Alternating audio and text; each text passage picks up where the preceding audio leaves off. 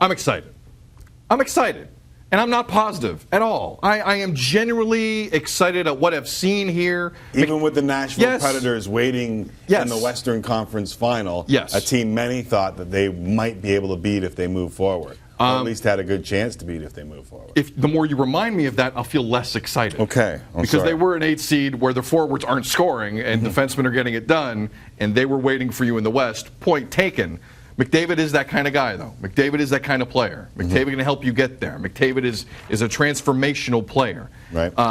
So I'm excited. Here's what I'm not excited about. The job that Peter Chiarelli now has to do in terms of trimming some of the fat, right? What happens next?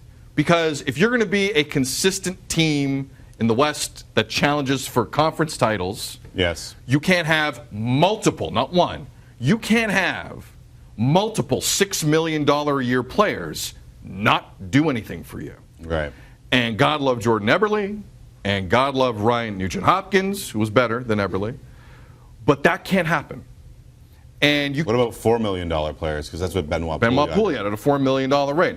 Also, Milan Lucic is a $6 million player, and at times he was amazing. Other times, I didn't really notice him out there. Yeah. But Eberle's Or the you guy. notice him for the wrong You reasons. notice him for the wrong reasons. Eberle's the guy I worry about.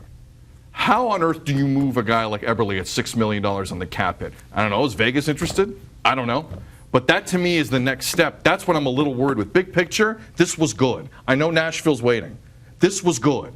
I'm worried about how Peter Chiarelli gets out from under passengers at $6 million a year. And it's very difficult to do. I'm sure he's tried to do it a million times. There might He be hasn't some been able good to do news it. in this. What's that? There might be some good news in this. How is it possible that Eberle or Nugent-Hopkins could play worse in next year's postseason? Like, you made it to Game 7 Yeah. of the second round with a pair of guys at $6 million who were passengers. I mean, $16 million.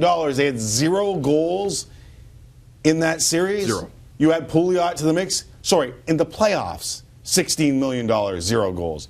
That, for me, might be a positive because you can't get much worse going into next year. The other part of this equation that I need to ask about is, with many already claiming Connor McDavid as the greatest player on planet Earth, I still reserve that for Crosby for now, but he was third on the team in scoring in playoffs. How do you assess playoff number 1 for the next one? At times good. At times he needed some other guys to step up because they were really keen on him. I think it's a fair way to put it. Right? You can't say he carried them throughout because he didn't. No, he didn't. At all. No. Draisaitl, if anyone carried them for most of the postseason, it was probably Draisaitl. I'd give him a solid B.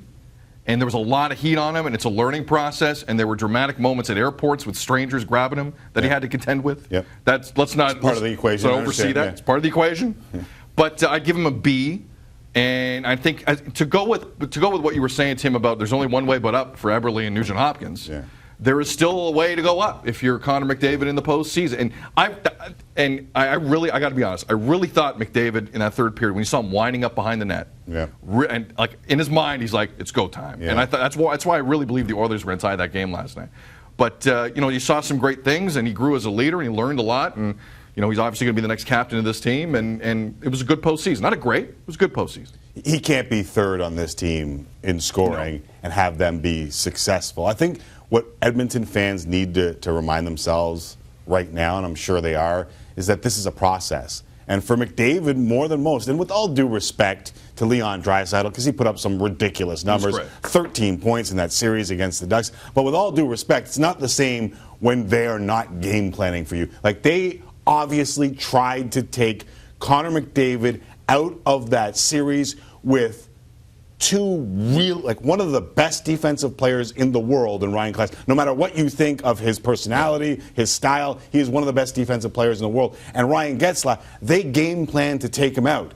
And they succeeded in that game plan to take Connor McDavid out as the game breaker in this series. But from what I know of this kid's personality, from what I understand of the way he grows, long term, Edmonton, this might be a good thing, because you know damn well that will stew. And he's going to work his ass off and remember this postseason, and it will provide inspiration for him moving forward to have that never happen to him again. Because let's be honest here, it's been all roses outside of a major injury for Connor McDavid. When he's been on the ice, he has been unbelievable. He had 100 points this year. Correct.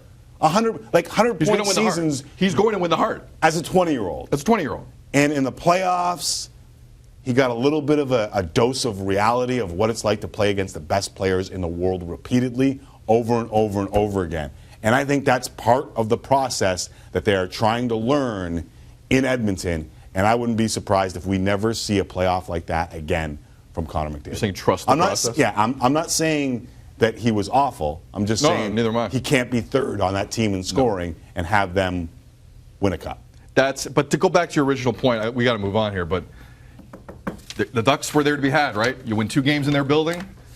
That's got to get locked down, right? Like a veteran playoff team says finito. You win 2 games in their building. There's a lot of extenuating circumstances in that series. But you, like a lot of teams' odds, you go into their building, win games 1 and 2, right? Yeah. And that's what the Oilers did. McDavid 20, Draisaitl 21, Nurse 21, Clefbaum, who turned into something, 23, Larson 24. I think Matt Benning turned into something. Matt Benning was great. He's 22. Cam Talbot's your elder statesman. He's 29.